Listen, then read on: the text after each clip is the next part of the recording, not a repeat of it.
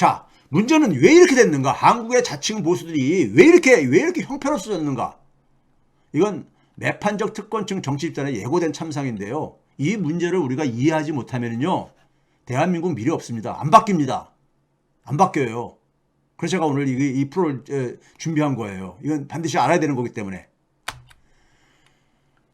이게 반복되는 이유가 우리 이런 것들이 반복되게 되면 어떤 일이 일어났습니까요? 과거에 임진왜란이 일어나고 난 다음에 한 30년 만에 다시 병자호란이 일어나잖아요. 전란이 되풀이됐잖아요. 예? 이게 왜 이런 일이 생겼는가 한번 봐보세요. 우리나라 소위 말해서 이승만, 박정희, 전두환을 이어가지고 내려오는 이 정치 집단들, 소위 자칭 보수라고 참칭하는 이 정치 집단의 이 후예들이 사실 지난 10년 넘게요. 행태를 한번 봐보세요. 한 나라의 대통령을 정치 과정에서 전혀 검증되지 않은 사람을 후보로 내세우고 있잖아요. 예?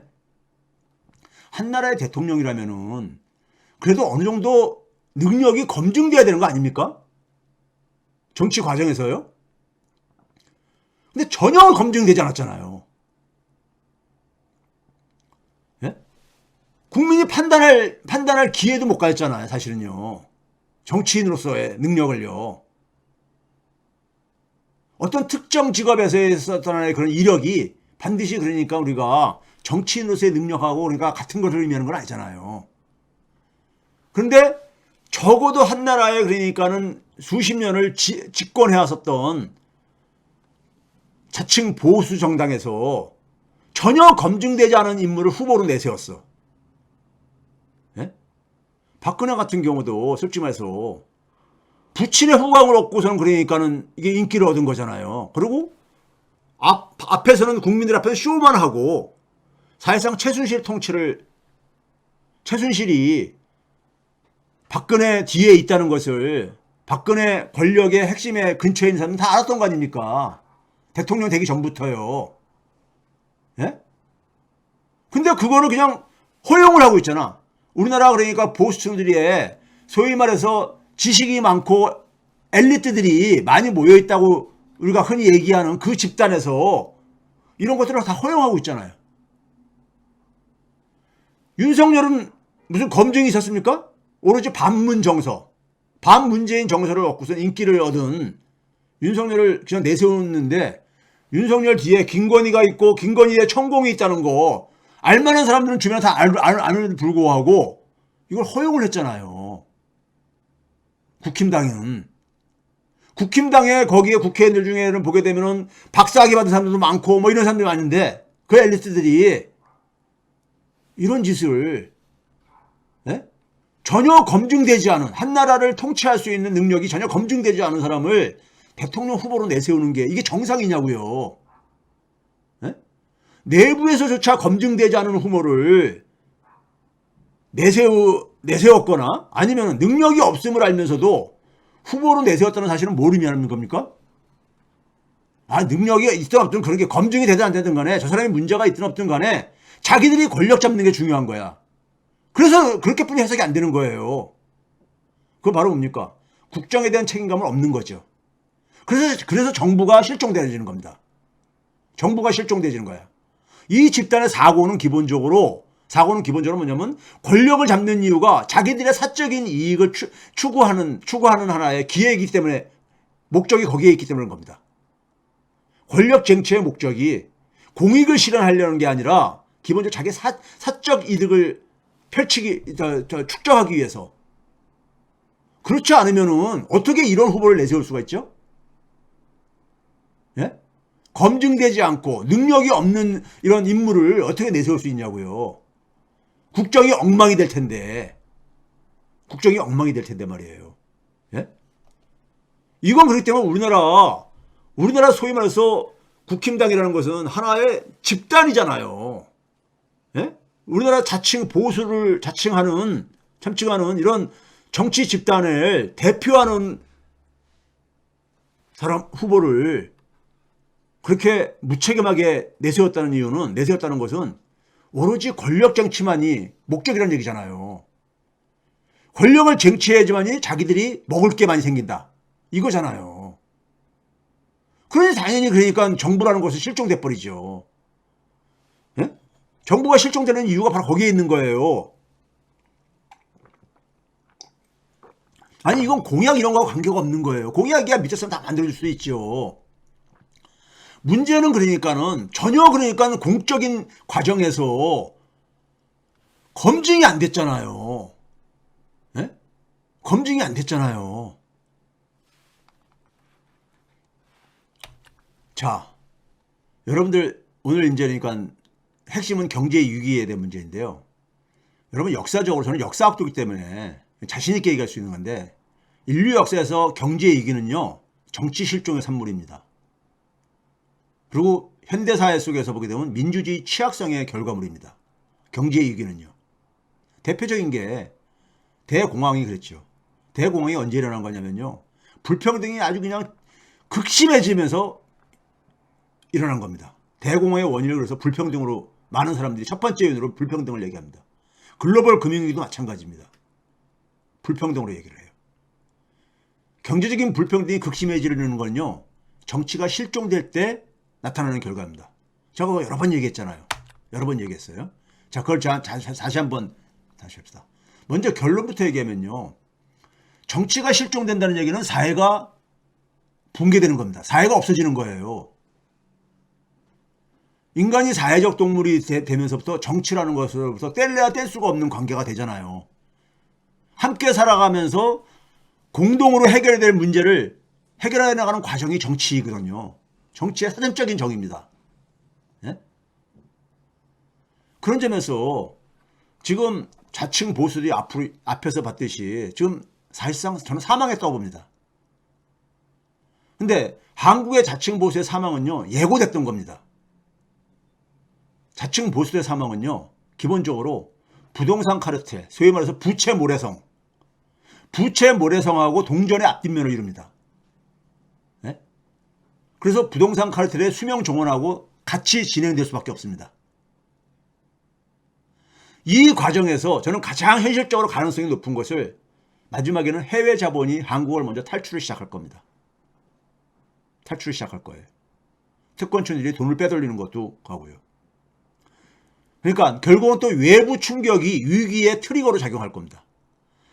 민주당은 이 부동산 카르텔을 넘어서지 않으면요. 민주당 역시 정치적인 생존이 저는 불가능하다고 봅니다. 민주당의 민주당도 같이 그러니까는 무너지는 집에 깔릴 겁니다. 민주당도요. 부동산 카르텔을 넘어서지 못하면요. 지금 부동산 카르텔의 수명 시계가 거의 막판에 와 있기 때문에 그렇습니다. 막판에 와 있기 때문에 그동안에 민주당이 방치했던 것들을 민주당이 이번에 그러니까는 속죄를 하지 않으면요. 민주당도 같이 파묻힐 겁니다. 이 부채 모래성이 무너지는 속에 같이 파묻히게 될 거예요. 자, 제가 늘 얘기했죠. 인간은 사회적 동물이라는 건 뭐냐? 함께 살아가는 삶의 방식이 생존에 유리하기 때문에 선택한 거라 그랬죠. 그러면 사람들이 하는 모든 행동은 다 사회적 행동인 거고요. 사회적 활동인 거고요. 특히 생존에 필요한 물질적인 자원을 만들어내는 일, 즉 생산이죠. 네? 생산이잖아요. 그 생산활동도 사회적 생산활동입니다. 사람이 함께 만들어낸 가치를 이걸 우리가 흔히 말하는 GDP라고 얘기하는 겁니다. 일정 기간 동안에. 이거를 분배하는 방식은 두 가지 방식으로 분배를 합니다. 하나는 제일 먼저 해야 될 게 뭐냐? 사회 몫을 떼어내죠.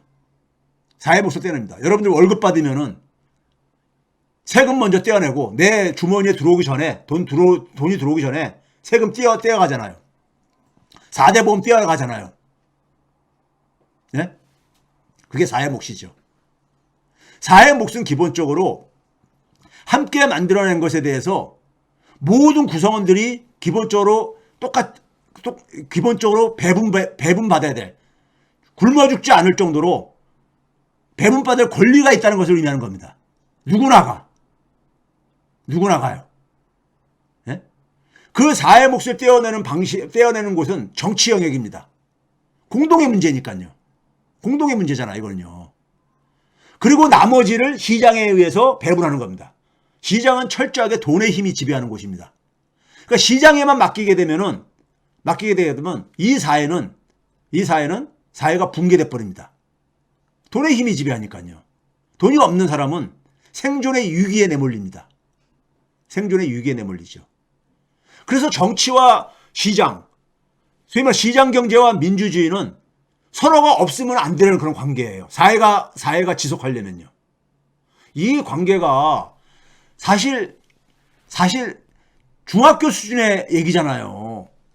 그런데 전문가들조차 이걸 외면을 하고 있죠. 생존에 필요한 최소한의 소득을 배분받을 권리는 국민의 권리입니다. 이건 복지가 아니에요. 권리예요. 권리. 그렇지. 그게 안 되면은 못하러 사회 속에서 함께 살아가요? 혼자 살아가지. 예? 혼자 살아가죠. 못하러 세금을 내고 살아요? 그냥 혼자 살지. 예? 자, 그래서 우리가 정치가 실종됐다는 얘기는 바로 뭡니까? 사회 몫이 약화됐다는 걸 의미하는 겁니다. 사회 몫이 약화되면 시장만 남게 되죠. 그럼 어떻게 됩니까? 불평등이 굉장히 극심해지죠. 그럼 사회가 붕괴되어지고 경제도 위기로오지요. 그래서 제가 역사적으로 항상 사회 붕괴는 경제 위기를 수반한다는 게 바로 그겁니다. 제가 그래서 정치 외면의 비용 청구서를 그렇게 얘기한 이유가 바로 여기 있는 거예요. 가끔가다 제가 강연이나 뭘 하거나 이런 방송을 하게 되면은 그런 질문을 많이들 하시잖아요. 저희 같은 개인들은 어떻게 대응을 해야 돼요? 개인이 대응할 수 있는 거예요. 개인이 혼자서 대응할 수 있는 거 굉장히 제한적입니다. 네? 개인으로서는요, 시장에 내던져지는 거거든요. 개인이 그나마 힘이 없는 서민이 대응할 수 있는 건 뭐냐? 사회 속에서 대응을 해야 되는 거예요. 사회 속에서 대응을 한다는 얘기는 정치에 관심을 갖고 정치에 참여를 해내야 되고 자신의 몫을 당당하게 요구를 해야 되는 거예요. 그거 안 하고서는 어떻게 대응을 해야 돼요? 제가 무슨 재테크 기술을 가르쳐 줘야 됩니까? 개인적으로요? 예? 제가 재테크 기술을 가르쳐 줘야 되냐고요. 예? 여러분 이거 모르면요. 대다수 국민들은 항상 힘들 수밖에 없어요. 영원히 힘들습니다. 이건 인류 역사가 증명한 거예요. 인류 역사가요.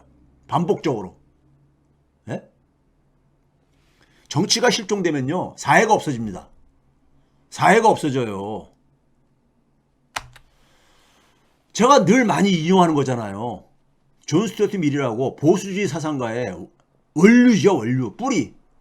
이 사람이 책에서 그렇게 썼잖아요. 1장이 생산이야. 2장이 분배입니다. 배분. 배분을 해서 제일 먼저 해야 될 게 뭐냐? 최소한의 것을 사회 공동체의 모든 구성원들의 생존에 필요한 것을 먼저 떼어내야 된다 이거예요. 노동 능력의 유무와 관계없이. 이런 얘기 하잖아요. 했잖아요. 보수주의의 자기들의 그렇게 정신적인 그러니까는 사상을 그러니까는 제공한 존 스튜어트 밀이 이런 얘기를 했다고요. 언제? 1848년. 거의 200년 전에요. 예?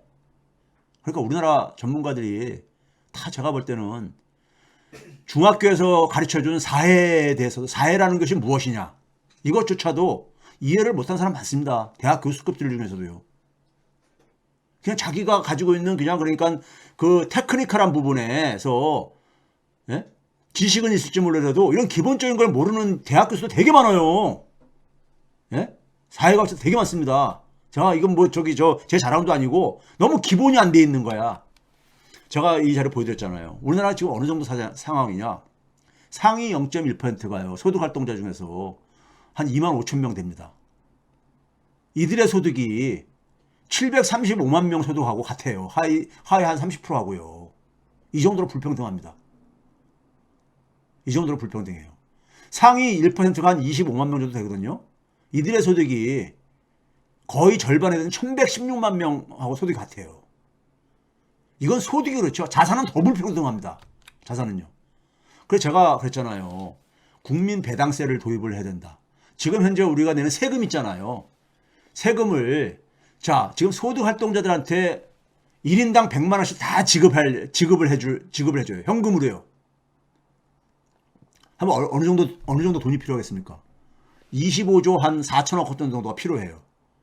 그걸 현재 내는 세율대로 똑같이 배분한다고 해보세요. 배분하게 되면 어떻게 되는지 아세요? 83%, 84%는요, 혜택이 더 큽니다. 자기가 추가로 내야 되는 세금보다 돌려받는 소득이 더 많아요. 예? 돌려받는 소득이 더 많다고요. 그러니까 한 50% 중간 전체 50% 정도는요, 90만 원 이상을 순소득이 생깁니다. 그러니까 소득활동자 전원한테 이거 단순하게 계산이 되어져요. 국세청 자료를 가지고요. 100만 원씩을 다 준다고 해보세요. 똑같이 그러니까는 현금으로요. 그럼 전체 필요한 재원이 한 25조 한 4천억 원 정도 필요해요. 그걸 결국 세금으로 그게 바로 뭐냐 국민 배당세라 이거예요. 예? 누구나가 국민들은 기본적인 소득을 배분받을 권리가 있으니까요.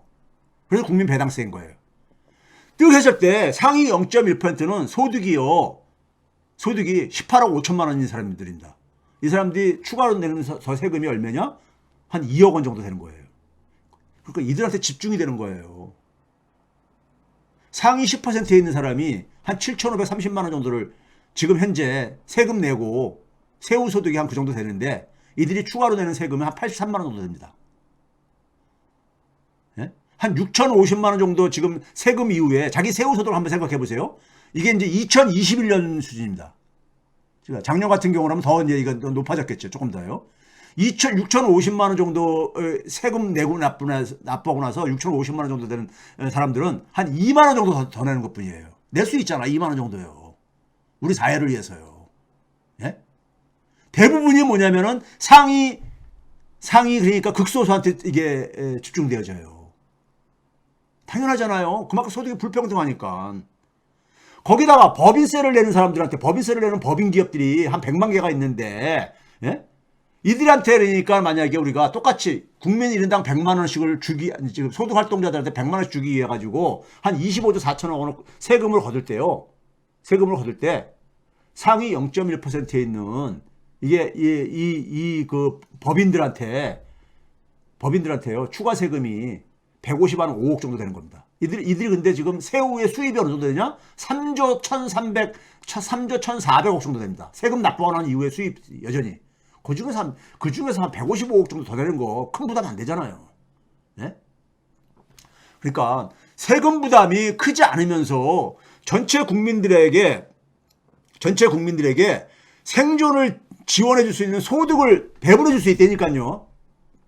그리고 이건 권리예요. 국민들이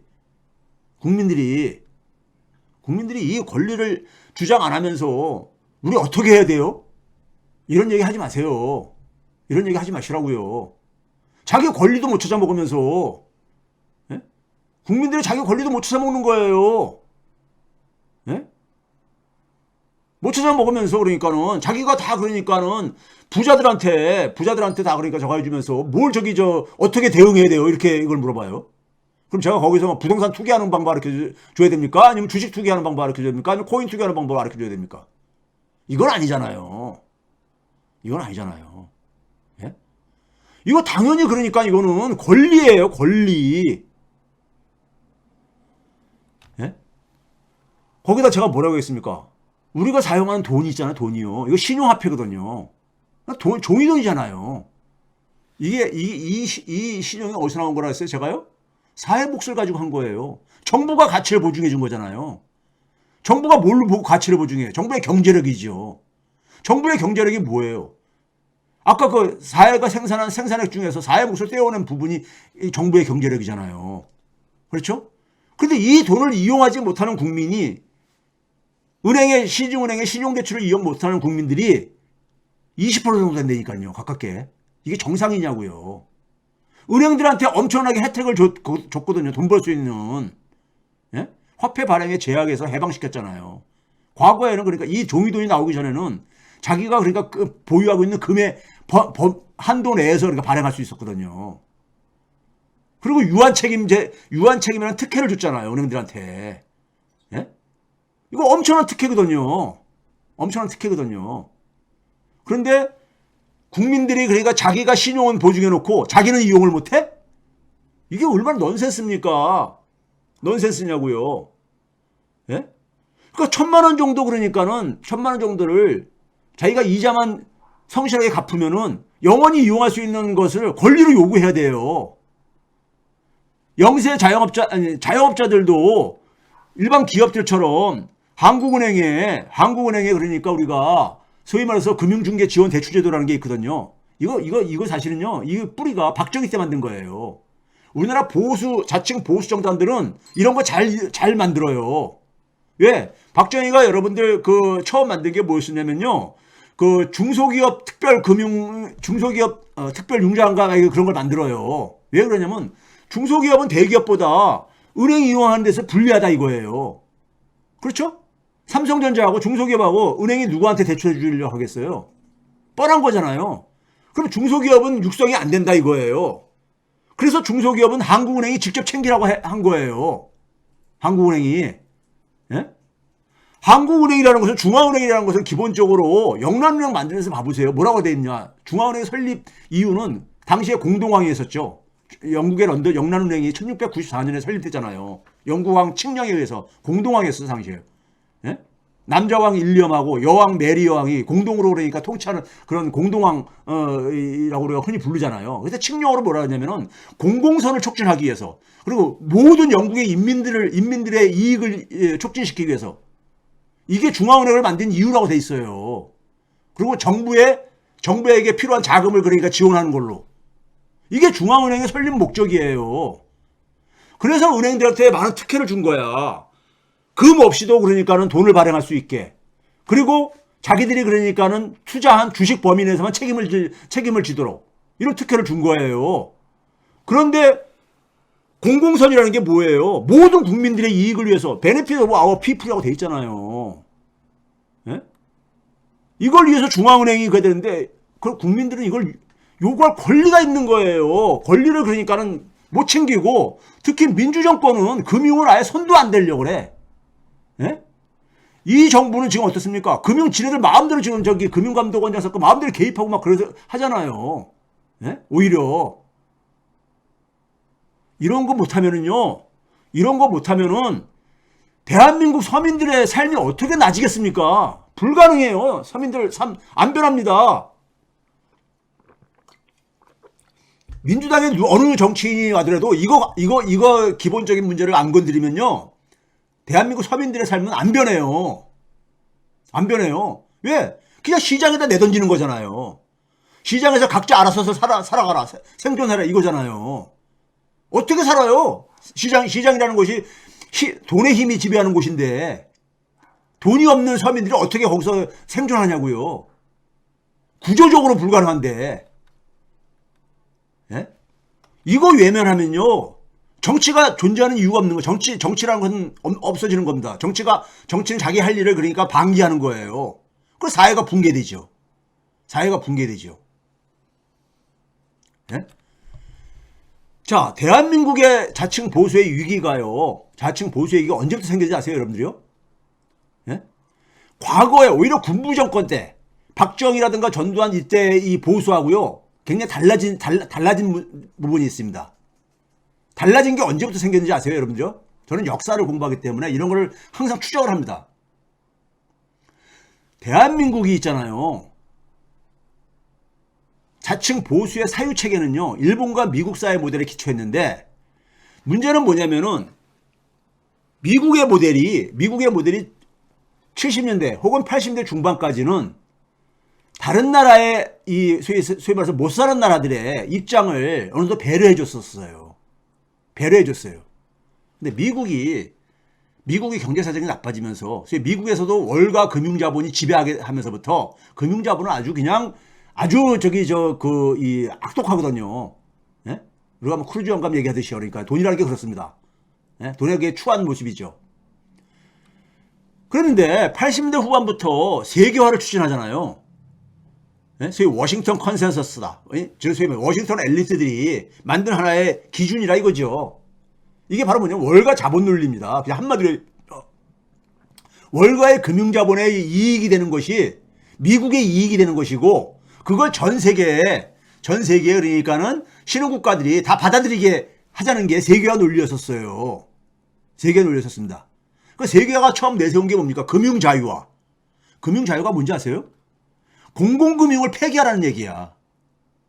이건 한국은행을 중앙은행을 만든 이유하고 배치가 되는 거잖아요. 아까 영란이랑 뭐라 했었어요? 프로모팅 더 퍼블릭 굿이라 했었어요. 공공선을 촉진시키는 것이 중앙은행의 설립 목적이었었어요. 네? 공공금융이 근데 이걸 폐기하라는 게 금융자유화입니다.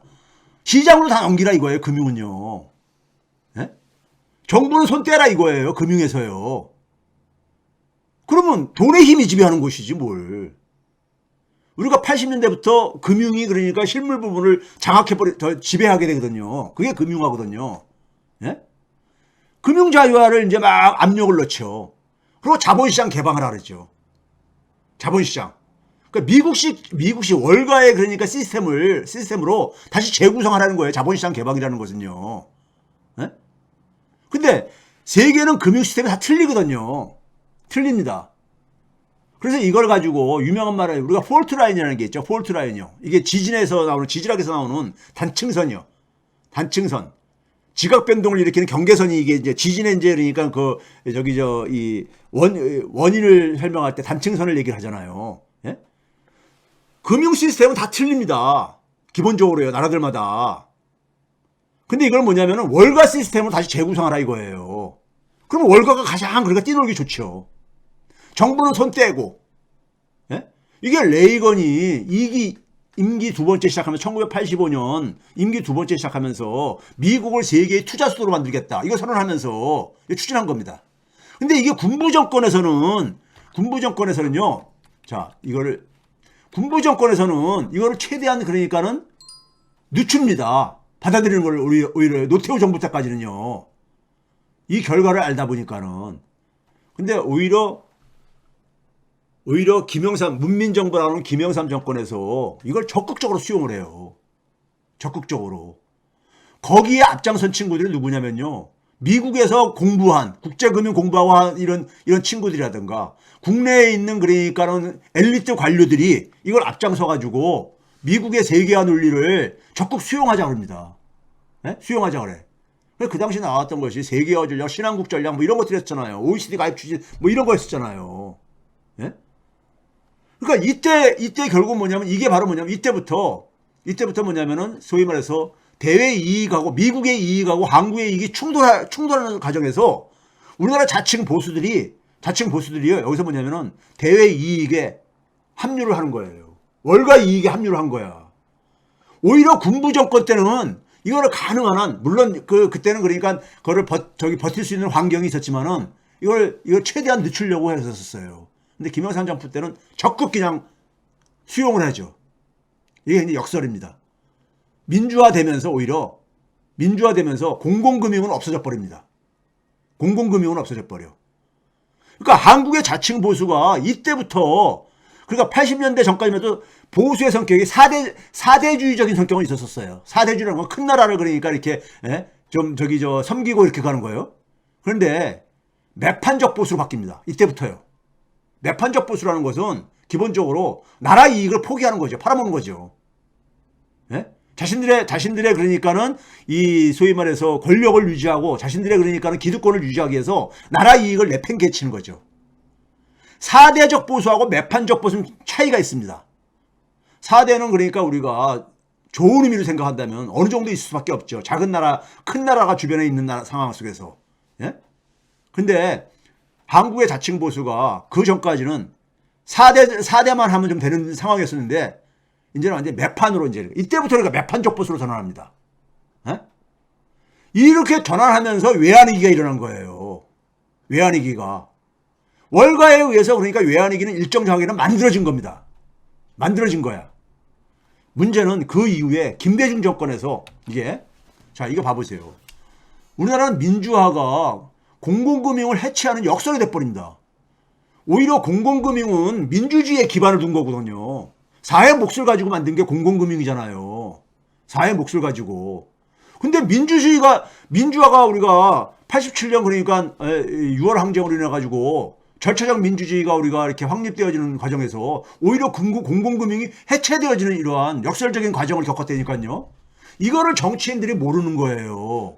우리나라 소위 말해서 이 운동권 민주운동 진영이 워낙 공부들을 안 해가지고 이런 걸 모르는 거예요.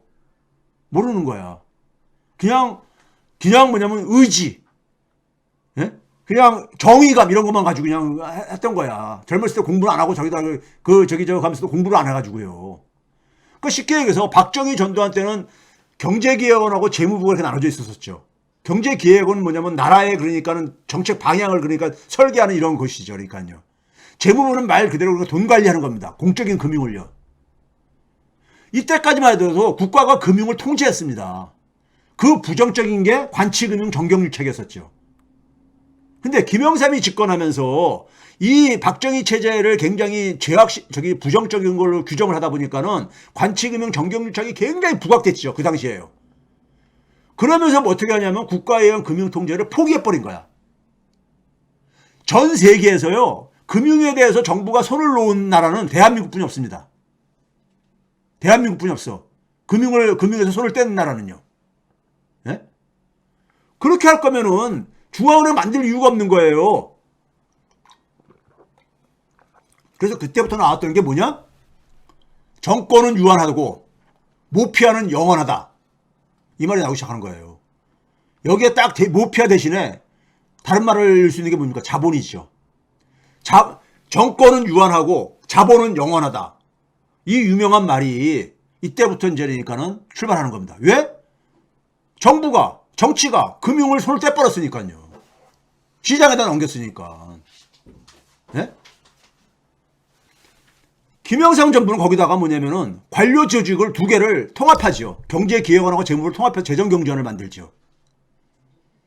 근데 권력을 그러니까 정부에서 그러니까는 손을 떼버리니까는 시장으로 넘어갔잖아요. 시장.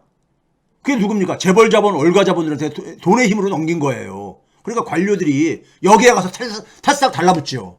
힘이 센 곳에 가서 관료들이라는 것은요. 달라붙잖아요. 그렇죠? 그 결과가 외환위기인 겁니다. 그 결과가 외환위기인 거야. 그러고 나서 김대중 정부에서 기획예산처를 다시 예산 부분을 분리시키잖아요. 이거 아무 의미가 없는 거였었어요. 아무 의미가 없는 거였었어. 왜? 같은 관료들이, 모피아 관료들이 이쪽에서 일을 하고 저쪽에서 나눠서 일을 하는 것 뿐인데, 예? 아무 의미가 없는 거였었어요. 예? 기본적으로 정부가 그러니까 공공금융에서 손을 떼는 것 자체가 이게 그러니까는 대한민국을 지금 그러니까 이 상황으로 좀 만드는 출발점입니다. 아주 역설적이지만 김대중 정부에서 이게 그러니까는 뿌리가 내려집니다. 뿌리가 내려져요. 그 다음에 그 이후에 재정경제부로 이제 다시 이제 이거를 바꾸죠. 이렇게 분리하면서 김대중 정부 때 기획예산처를 분리시키고 재정경제원을 재정경제부로 좀 낮추고 그러면서 여기서 또 이제 뭐냐면 한 걸음 더 나아가서 그 금융감독위원회를 이게 감독관 이런 걸 분리시키지만 이거 아무 의미가 없어요. 왜 똑같은 모피아들이 단지 뭐냐면 다른 부서에서만 나눠서 일을 하는 것 뿐이에요. 예? 나눠서 일을 한 거야. 예? 서로 그러니까는 견제와 균형, 권한을 그러니까 분산시키는 것은 아무 이루어지지 않은 거예요. 권한이 분산돼야 되지. 권한을 민주적으로 통제가 돼야 되지. 권한을 민주적으로 통제를 하지 않고 부서만 그러니까 쪼갠다고 해가지고 이게 해결되는 게 아니잖아요. 네? 해결되는 게 아니잖아요. 그래서 그 이후에도 계속해서 뭐냐면 정권은 유한한데 모피아는 영원하다. 더 강화되죠. 갈수록요. 더 강화되죠. 여러분들 우리나라 민주정부에서 항상 사고 치는 게 어딘지 아세요? 네? 대통령이 잘못 국무총리를 임명하게 되면은 우리가 그거 겪었잖아요. 이낙연을 임명했을 때 거기서 가장 경제적인 측면에서 가장 최악은 뭐였냐면요. 홍남기가 국무조정실장을 하죠. 홍남기가 박근혜 정권의 핵심은 뭐였었습니까? 경제정책에 있었어요. 창조산업 육성했었잖아요. 창조경제. 이거를 디자인한 친구가 홍남기입니다.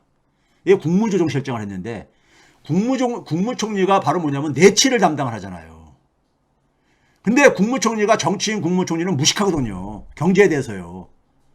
그러니까 국무조정실장은 여러분들이 한번 국무총리실에 역대 국무조정실장을 쭉 봐보세요. 다 기재부 출신입니다. 한 명도 안 빼놓고 다 기재부 출신이에요. 그 이유가 왜 그런지 아세요? 그게 바로 뭐냐면 경제기획원이 바로 뭡니까? 한 나라의 장기적인 그러니까는 정책을 수립하는 곳으로 이렇게 출발을 하거든요. 경제정책이 가장 핵심이니까는. 그게 바로 국무총리가 내치의 중심이니까는 그 국무총리에서 가장 수족 역할을 하는 장관이 국무조정실장이거든요. 국무조정실장을 기획재정부가 장악한 거야. 한국은행 통화정책에 있어서요. 금융통화위원을 사실상 기재부가 장악하고 있고 특히 기재부의 관리를 받고 있고요. 한국은행은요. 국토교통부도 기재부가 부동산 세제를 가지고 좌지우지하고 있고 국토교통부 장관을 기재부 출신들이 자주 가서 하잖아요. 그러니까 우리나라는 기재부 권한이 공룡처럼 커졌어요. 예? 그런데 문제는 뭐냐면 이 기재부가 국민을 위해서 일을 하는 게 아니라 자본을 위해서 일을 하는 집단이 되니까요. 자본을 위해서. 예? 왜? 정치가 공공금융의 역할을 포기한 거야. 포기할 때부터 이건 예고됐던 거예요. 민주화가 그러니까 오히려 더 해악적으로 결과는 나온 거예요. 과거에 군부 독재 걸렸을 때는 그냥 그 물리력에 의해 가지고 이 관료들이 꼼짝 못하고 하나의 도구처럼 이렇게 활용이 됐는데, 예? 그리고 금융을 국가가 통제를 했기 때문에 재벌자본도 통제가 어느 정도 됐었다고요. 재벌자본도. 예? 그게 부정적으로 물론 정경유착 간치금융을 만들어냈죠. 그런데 그렇다고 해서 민주화가 됐을 때 그것을 그러니까 민주적인 통제는 계속 필요한 거잖아요. 금융에 대한 통제, 사회적인 통제, 민주적인 통제 이건 계속 필요한 거잖아요. 이거를 다 포기해버린 거야. 포기하고 관료들의 힘은 더 집중되어지면서 이 관료들의 힘이 관료라는 건 기본적으로 국민을 위해서 국민의 이익을 위해서 복무를 해야 되는데 얘들이 가서 그러니까 자본에 가서 털썩 달라붙은 거야. 그리고 외환위기 터지면서 뭐냐면 한국의 금융시장을 완전히 월가 자본이 원하는 대로 재구성해버리고요. 예? 그러니까 우리나라 금융자본 뒤에는 월가 자본이 있는 거예요. 예? 그러니 국민들이 죽어나지. 국민들이 그러니까 나라에서 허용한 그러니까는 이 소위 말해서 고리대 업자들한테 착취당하고 살고 있는 거예요. 예? 은행들이 말이 은행이지 고리대금 업자들이랑 뭐가 달라요? 예? 왜? 금융의 공공성이 없어져 버린 거예요. 금융의 공공성이 없어지니까 국민들이 그러니까 이게 금융자본들한테 흡혈귀처럼 피를 빨아먹히고 있는 거예요. 이거 봐보세요. 이게 어느 사진 한 장면인데 여기 보게 되면 역대 기재부 장관들 쫙 줄 서가지고 인사들 하고 앉아있잖아요. 여기 저 맨 앞에 있는 게 누굽니까? 예? 여러분들 안경 끼고 뒷짐 지고 있는 사람이 이규성인가 김대중 정부의 초대 재정경제부 장관했던 사람입니다. 예? 초대 1대. 그 옆에 뭐 진관이 들 옆에 쳐다보고 있고 저 뒤에 윤중현, 강만수까지 쭉 이렇게 서 있잖아요. 예? 이들은 그러니까요 정권의 색깔하고 관계없어요. 모피아들은요 정권의 색깔하고 관계가 없다니까요.